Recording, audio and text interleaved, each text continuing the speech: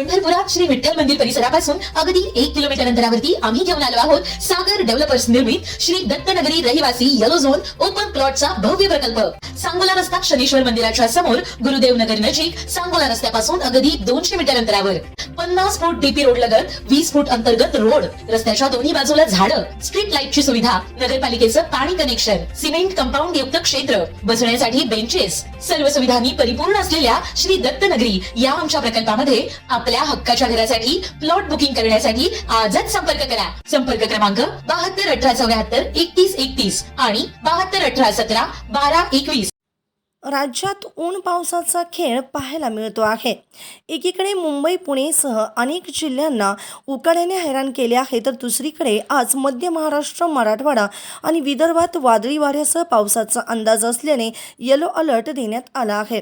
उर्वरित राज्यात उन्हाचा चटका आणि तुरळक ठिकाणी विजांसह पावसाची शक्यता हवामान विभागाने वर्तवली आहे। हवामान विभागाच्या अंदाजानुसार हवेचा कमी दाबाचा पट्टा विस्तारला असल्याने राज्यात पावसाला पोषक हवामान तयार झाले आहे। पुढील काही दिवस असेच वातावरण राहणार असून काही ठिकाणी उकाडा असणार आहे। शनिवारी आणि रविवारी म्हणजेच काल कोल्हापूर, साताऱ्यासह दक्षिण मध्य महाराष्ट्रात तुरळक ठिकाणी वादळी पाऊस गारपिटीने हजेरी लावली। तसेच रविवारी सकाळपर्यंतच्या 24 तासांमध्ये विदर्भातील अकोल्यासह अमरावती आणि वर्धा येथे उष्णतेची लाट होती। काल अकोला येथे देशातील उच्चांकी 41.6 अंश सेल्सिअस तापमानाची नोंद झाली।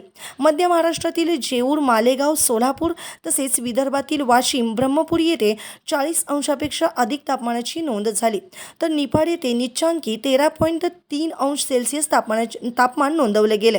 दरम्यान ऊन पावसाच्या या खेळात नागरिकांच्या आरोग्यावर परिणाम होत असून अवकाळी पावसाने झोडपल्याने शेतकऱ्यांच्या पिकावर देखील त्याचा परिणाम झाला आहे। ताज्या घडामोडी पाहण्यासाठी आमच्या YouTube चॅनलवरील PVR म्हणजेच पंढरी वार्ता या न्यूजला सबस्क्राइब करा आणि शेजारील बेल आयकॉनवर क्लिक करा।